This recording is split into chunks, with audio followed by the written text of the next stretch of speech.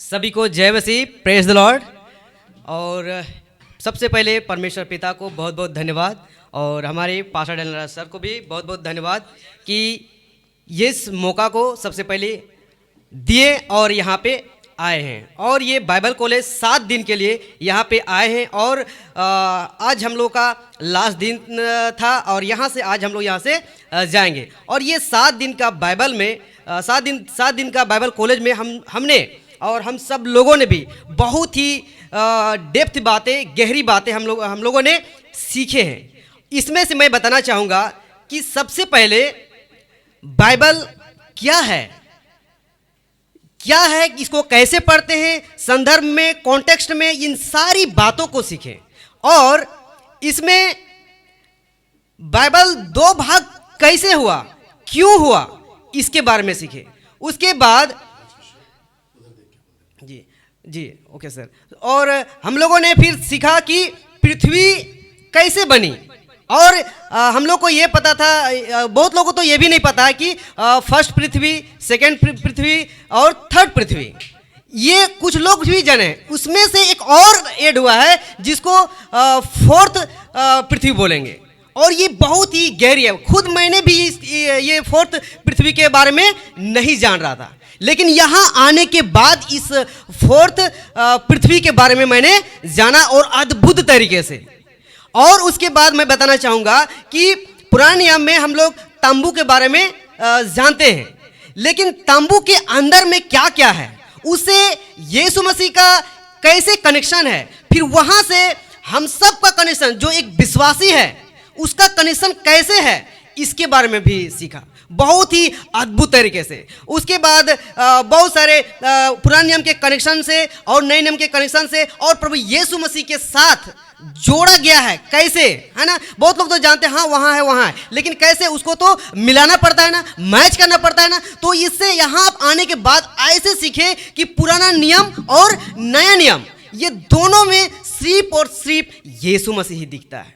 और उसमें पुराने नियम में ये देखते हैं कि उसमें पुरुष परमेश्वर के दूत और फिर बीज के रूप में देखते हैं। फिर नया नियम में मेमना हो गया, फिर यीशु मसीह, ऐसे करके हम लोग अलग अलग तरीके से देखते हैं। उसके बाद बात करते हैं कि नया नियम में हमने सीखा कि चर्च कौन है, कलीसिया कौन है, ये सारी बातें सीखे। उसके बाद मैंने ये सीखा कि रेप्चर के बारे में भी गहरी बातें सीखे कि हम सब का जो विश्वासी है उसका पहले होगा या एंटी क्राइस्ट के बाद होगा, इसके बारे में भी। तो यहाँ आने के बाद वो टोटल जो रेप्चर का कॉन्सेप्ट है उसको अच्छे तरीके से सीखा। उसके बाद फिर एंटी क्राइस्ट, हाँ एंटी क्राइस्ट या कह सकते हैं, या 7 वर्ष का क्लेश, वो किसके ऊपर आएगा, या हम सब विश्वासियों के ऊपर आएगा या और लोगों के साथ में आएगा, इसके बारे में भी मैंने हम सब ने सीखा। ओके राज किशोर जी, मैं चाहता हूं कि जितने लोग सुन रहे हैं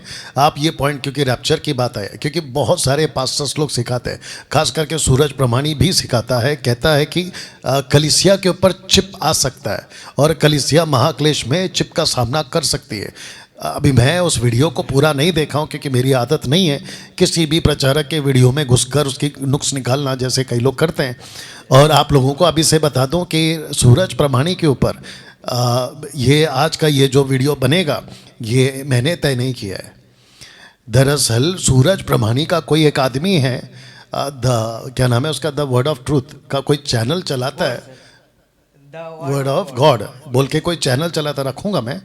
उसने मेरी फोटो का इस्तेमाल करके सूरज प्रमाणी की प्रीचिंग को कंफर्म किया है कि वो सही है और डैनियल राज गलत है।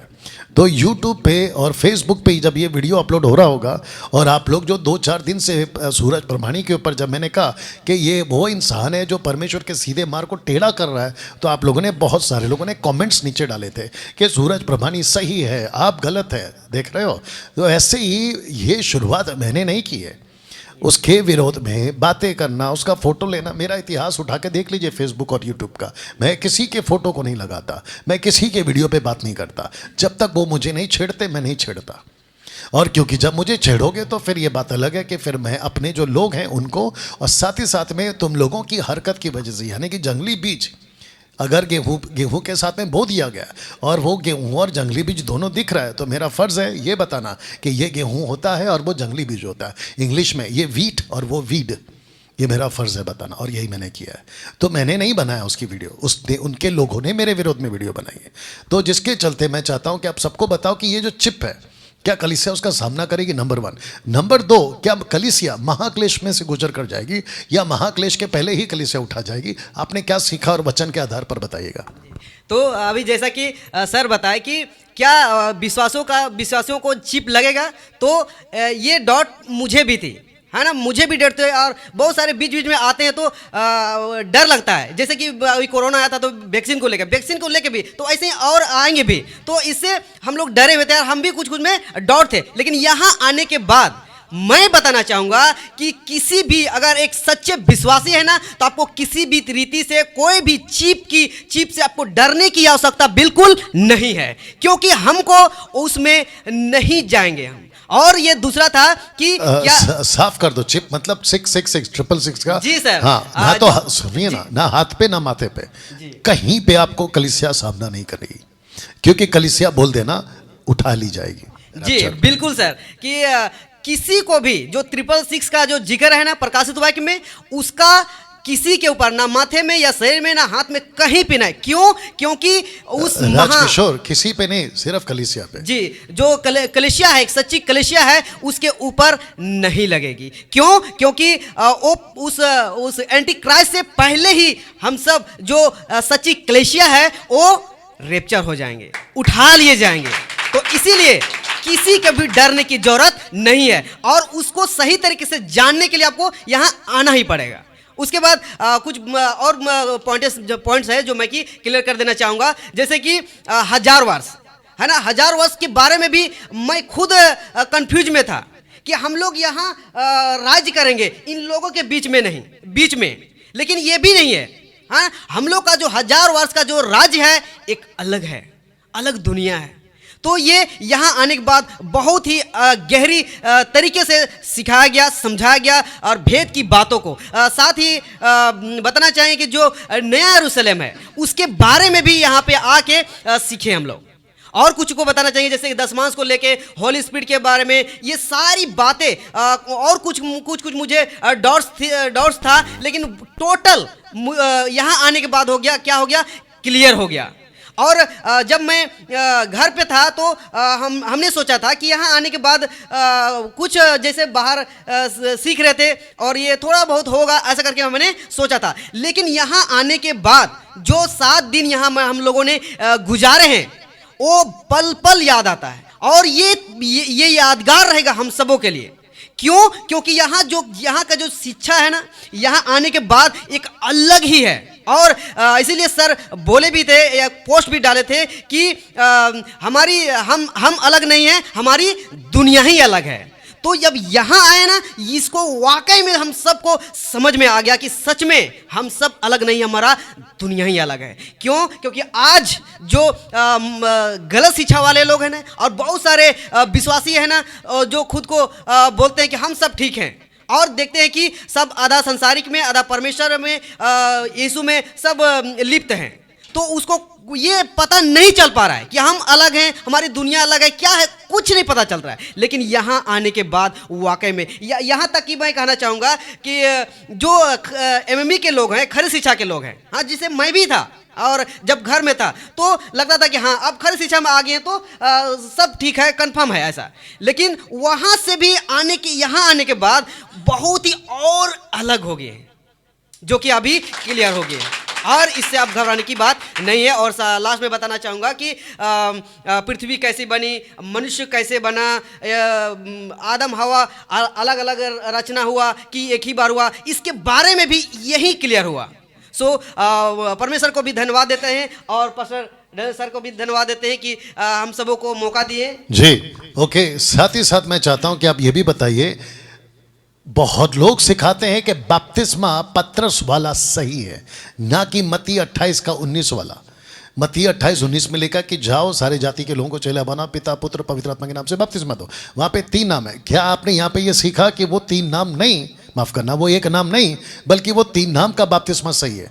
और पतरस ने, बहुत ध्यान से सुनिए, मैंने आप लोगों को सिखा चुका हूं कि पतरस ने एक नाम का बपतिस्मा नहीं दिया है। ये 1 करोड़ की प्रॉपर्टी आपके नाम कर दूंगा अगर कोई साबित करके बता दे कि एक नाम का बपतिस्मा पतरस ने दिया था। वहां बिल्कुल साफ लिखा है 37 में। पूछा, कितने लोगों ने पूछा? 3000 या पूरे 60,000? पूरे के पूरे 60,000 ने पूछा कि हम क्या करें, उद्धार पाने के लिए हम क्या करें, अब हम क्या करें। पूछा 60,000 ने, लेकिन वचन जिन्होंने ग्रहण किया वो कितने थे? 3000। वो 3000 थे। तो पूछा 60,000 ने। 60,000 का बीच में कोई पूछ रहा आपको कैसे पता 60,000? तो भाई तू ला ले, मेरे को तू बता दे 60,000। अरे यार 17-18 कंट्री से लोग आए, 50, 60, 70 तो लगभग हो गई ना। उतनी भीड़ तो हो गई, तुम 60 पे क्यों अटके हो? तुम ये देखो कि वो लोग ने सबने पूछा है। और उसके बाद में 3000 ने 41 में लिखा है कि जिन्होंने वचन ग्रहण किया। कौन सा वचन? मत्ती 28-19। इसको जुटलाकर बताओ तुम वन गॉड वालों लोग जो कहते हो ना कि यीशु के नाम का बपतिस्मा सही है और पिता पुत्र पवित्र आत्मा के नाम का बपतिस्मा गलत है। मैं तुमको 1 करोड़ की प्रॉपर्टी का चैलेंज दे रहा हूं, निकाल के बताओ। पतरस ने 3000 को, राइट, ये आपने सीखा है? बिल्कुल सर। ओके, अपना क्या नाम है? राजकिशोर, हमको एक और बात बताओ। यहां किसी प्रकार की कोई दिक्कत आई? 5,000 रुपए डैनियल राज ले रहा है और आपको बाइबल कॉलेज करा रहा है। जरा बताओ यहाँ कोई चीज़ की दिक्कत आई? कैसा है, क्या खाना पीना रहना और जो टीचिंग मिली उसकी लेवल? जी जी। रहा बात 5,000 की बात, तो मैं बताना चाहूँगा कि जब मैं घर में था तो मैं और गोरसन कैलकुलेट कर रहे थे कि भाई 5,000 में 50 हम लोग का जा रहा है और 50 पास्टर डेनियल सर हम लोग को लगा दे रहा है। ऐसा करके हम लोगों ने डिस्कस करा था। लेकिन जब यहाँ आए, यहाँ की फैसिलिटीज हो गया, खाना पीना हो गया, जितने सारी सोने उठने बैठने सब चीज़ों की, कॉफ़ी चाय, ये सारी चीज़ों को देखकर हम सब क्या हो गए, तज्जुब हो गए।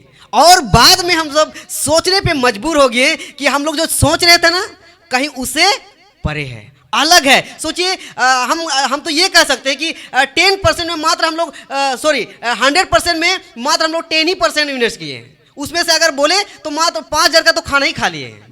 बाकी इतनी फैसिलिटीज कहाँ से, सोने उठने बैठने की कहाँ, सब चीज़ों की। तो ये 5,000 कोई भी बहुत ज़्यादा नहीं है।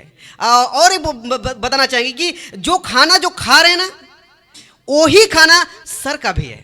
तो आप सोच सकते हैं कि वो कौन सा खाना और कैसे खाना। तो इसमें कोई अंतर नहीं, कोई भेद नहीं, क्योंकि और बहुत जगह प्रोग्राम मैंने जाके देखा भी है ना। पास्टर लोगों के लिए अलग और ये लोगों का अलग, बाइबल कॉलेज वाले लोग बताते भी हैं इस बात के। लेकिन यहाँ कोई अंतर नहीं, जैसा वो खाते हैं हम लोग को भी खिलाए। और खाना से भी पता चला कि वाकई में डिफरेंट है, अलग है। तो सचमुच 5,000 कोई बड़ी बात नहीं है।